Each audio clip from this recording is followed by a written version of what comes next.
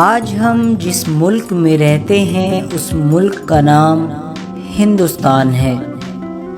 دوستو، ہندوستان میں مسلمانوں کے ہونے کا ثبوت تو حضور اکرم صلی اللہ تعالیٰ علیہ وسلم کے دور میں بھی ملتا ہے، لیکن اگر آپ اتہاس کی کتابوں میں اس بات کو ڈھونڈنے کی کوشش کریں گے کہ آخر مسلمان اپنی شان و شوکت کے ساتھ کب داخل ہوئے، تو آپ کو سب سے پہلا نام محمد بن قاسم کا ملے گا، کیونکہ محمد بن قاسم ہی اپنے فوج کے ساتھ داخل ہونے والا ہندوستان میں پہلا مسلم انسان تھا۔ محمد بن قاسم نے صرف 17 سال کی عمر میں ہندوستان کی سرزمین پر اسلام کا پرچم لہرایا تھا، اور محمد بن قاسم ہی وہ انسان تھا جس نے ہندوستان کے لوگوں سے اسلام کا پریچے کرایا تھا، یعنی ہندوستان کے لوگوں کو بتایا تھا کہ اسلام بھی ایک دھرم ہے۔ اس سے پہلے ہندوستان کے لوگ اس دھرم سے زیادہ واقف نہیں ہوا کرتے تھے۔ لہٰذا آج کی اس ویڈیو میں ہم جانیں گے کہ آخر محمد بن قاسم کون تھے، اور آخر کیا وجہ تھی کہ اتنی کم عمر کے یودھا کو ہندوستان کی سرزمین پر حملہ کرنا پڑا۔ اس کے ساتھ ساتھ آپ کو یہ بھی بتائیں گے کہ انہوں نے ہندوستان پر جیت حاصل کرنے کے بعد اپنی باقی زندگی کیسے گزاری، اور ان کی موت سے ریلیٹڈ بھی کچھ ایسی دلچسپ باتیں آپ کو آج کی اس ویڈیو میں ہم بتانے والے ہیں جو یقیناً آپ کو حیران کر دیں گی۔ آج کی اس ویڈیو کو شروع کرنے سے پہلے بس چھوٹی سی گزارش ہے کہ اگر آپ ہمارے چینل پر نئے آئے ہیں تو چینل کو سبسکرائب کرتے ہوئے پاس ہی میں بیل آئیکن کو بھی دبا دیں، اور ہماری حوصلہ افزائی کے لیے ہماری ویڈیو کو ہمیشہ لائک کیا کیجیے، تاکہ اسی طرح کی ہسٹوریکل اور نالجبل ویڈیوز کا یہ سلسلہ ہم جاری رکھ سکیں۔ دوستو، یہ کہانی شروع ہوتی ہے آج سے تقریباً 1300 سال پہلے سے۔ حضرت محمد بن قاسم کی پیدائش 694 عیسوی میں طائف میں ہوئی تھی۔ آپ بنو امیہ کے ایک مشہور گورنر حجاج بن یوسف کے بھتیجے تھے۔ آپ ابھی صرف 5 سال کی عمر کے ہی ہو پائے تھے کہ آپ کے والد کا اچانک سے انتقال ہو گیا۔ آپ بچپن سے ہی بہت ہوشیار اور ذہین تھے، اور جنگی معاملات میں بہت زیادہ آپ کو صلاحیت تھی۔ آپ تعلیم حاصل کرنا چاہتے تھے، لیکن غریبی کی وجہ سے آپ تعلیم نہ حاصل کر سکے، اور اسی وجہ سے آپ بہت ہی کم عمر میں فوج میں بھرتی ہو گئے تھے۔ لہٰذا کم عمر ہونے کے باوجود بھی آپ نے اپنی ہوشیاری اور بہادری کے بلبوتے پر فوج میں ایک اعلیٰ مقام حاصل کیا۔ لہٰذا اب بات آتی ہے کہ آخر ہندوستان پر محمد بن قاسم نے چڑھائی کیوں کی تھی۔ دوستو، یہ بات ہے اس دور کی کہ جب ہمارے ہندوستان کی سرحد یعنی ہندوستان کا بارڈر اس سندھ میں ہوا کرتا تھا جو سندھ آج ہندوستان میں نہیں بلکہ پاکستان میں موجود ہے۔ اس سندھ پر اس وقت 2 لوگوں کا راج تھا۔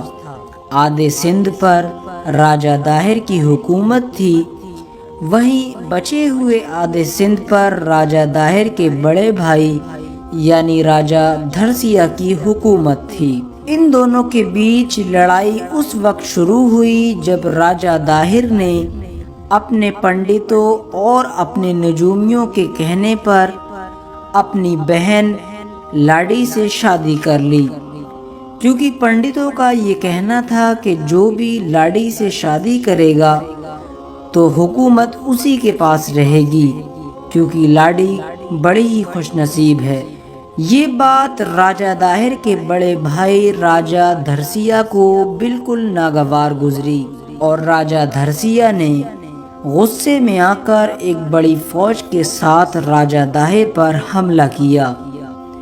راجہ داہر اور راجہ دھرسیہ کے بیچ جنگ ہوتی اس سے پہلے ہی راجہ دھرسیہ کو چیچک کی بیماری ہو گئی، جس کی وجہ سے راجہ دھرسیہ کی موت ہو گئی، اور اسی کے ساتھ پورے سندھ پر راجہ داہر کا قبضہ ہو گیا، اور اس وقت سے راجہ داہر کی ہی پورے سندھ پر حکومت ہونے لگی۔ راجہ داہر ایک ظالم بادشاہ تھا جو اپنی رعایا پر بڑا ہی ظلم کیا کرتا تھا۔ ایک بار کی بات ہے، لنکا کے ایک گورنر نے عراق کے مسلم گورنر کو تحفے بھیجنے کے لیے ایک جہاز روانہ کیا۔ لنکا کے اس جہاز میں تحفوں کے ساتھ ساتھ کچھ مسلم خواتین بھی تھیں جو کعبہ شریف کے حج کے ارادے سے نکلی تھیں۔ یہ جہاز جب سندھ کے علاقے سے گزر رہا تھا تو سندھ کی بندرگاہ پر لٹیروں نے اسے اپنا نشانہ بنا لیا۔ تمام تحفے لوٹ لیے گئے اور تمام مسلم خواتین اور مرد جو بھی اس میں موجود تھے سب کو قتل کر دیا گیا۔ صرف ایک شخص ہی بچ سکا جو بھاگ کر عراق پہنچا، اور اس نے عراق کے گورنر کو اس پورے حادثے کی خبر دی۔ وجہ یہ تھی کہ مسلمان اس وقت اسپین جیسے علاقوں میں اپنی فتح کو آگے بڑھانے کے لیے مصروف تھے اور لگاتار جیت حاصل کر رہے تھے۔ اسی لیے عراق کے گورنر یعنی حجاج بن یوسف نے اس پورے حادثے کو خط کے ذریعے سے نپٹانا ہی بہتر سمجھا، اور اس نے سندھ کے راجہ یعنی راجہ داہر کو ایک خط لکھا، اور اس خط میں حجاج بن یوسف نے یہ لکھا کہ ہمیں جتنا بھی نقصان ہوا ہے اس کی آپ بھرپائی کریں اور ان ڈاکوؤں سے بدلہ لیں کہ جنہوں نے ہمیں نقصان پہنچایا ہے۔ لہٰذا راجہ داہر نے حجاج بن یوسف کے خط پر عمل کرنے کی بجائے اپنا گھمنڈ اور اکڑ دکھائی اور حجاج بن یوسف کی طرف ایک خط روانہ کیا جس میں اس نے ان تمام چیزوں کا انکار کر دیا جس کی مانگ حجاج بن یوسف نے راجہ داہر سے کی تھی۔ جب حجاج بن یوسف کے پاس وہ خط پہنچا تو حجاج بن یوسف غصے سے پاگل ہو گیا اور اس نے فوراً جنگ کرنے کا اعلان کر دیا۔ حجاج بن یوسف نے اپنے بھتیجے یعنی محمد بن قاسم، جن کی عمر ابھی 17 برس تھی، ان کو اس پوری فوج کی سپہ سالاری دی اور ان کی نگرانی میں پوری فوج کو ہندوستان کی طرف روانہ کیا۔ جب محمد بن قاسم نے اپنی فوج کے ساتھ ہندوستان پر چڑھائی کی تو راجہ داہر کی وہ فوج جو اپنے گھمنڈ میں ہمیشہ چکماچور رہتی تھی، لمحوں بھر بھی محمد بن قاسم کی ہوشیاری اور بہادری کے سامنے نہ ٹک سکی۔ چند لمحوں کے بعد ہی راجہ داہر کی فوج کو شکست حاصل ہوئی اور راجہ داہر بھی اس ہار میں قتل کر دیا گیا۔ لہٰذا محمد بن قاسم نے چند لمحوں کے اندر ہندوستان کو بھی ان دیشوں کی لسٹ میں شامل کر لیا کہ جن دیشوں میں اسلام کا جھنڈا گاڑا جا چکا تھا۔ اس کے بعد ہندوستان میں محمد بن قاسم نے لگاتار ایک کے بعد ایک علاقے کو فتح کرنا شروع کر دیا۔ آپ لگاتار بڑے سے بڑے قلعے فتح کرتے چلے گئے اور ایک وقت ایسا آیا کہ جب پورے سندھ علاقے پر آپ کا قبضہ ہو چکا تھا۔ آپ تقریباً سندھ میں 4 سال رکے اور ان 4 سالوں میں آپ نے حکومت کا ایک ایسا نظام تیار کیا جو آج سے پہلے کے لوگوں نے کبھی نہیں دیکھا تھا۔ آپ لوگوں کے درمیان بہت زیادہ مشہور ہو گئے تھے۔ مسلم غیر مسلم ہر بندہ آپ کو بہت عزت دیا کرتا تھا، کیونکہ محمد بن قاسم کے بارے میں یہ مشہور تھا کہ آپ کا اخلاق حد سے زیادہ اچھا تھا۔ آپ جس سے بھی ایک بار ملتے تھے وہ آپ کا دیوانہ ہو جاتا تھا۔ آپ امیر غریب ہر ایک سے برابری کے ساتھ ملا کرتے تھے۔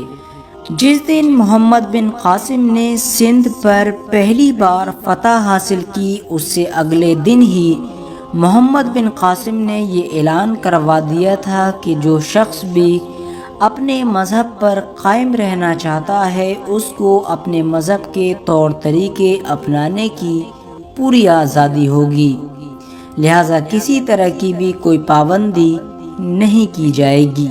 اب بات آتی ہے محمد بن قاسم کی وفات کے بارے میں کہ آخر آپ کی وفات کیسے ہوئی۔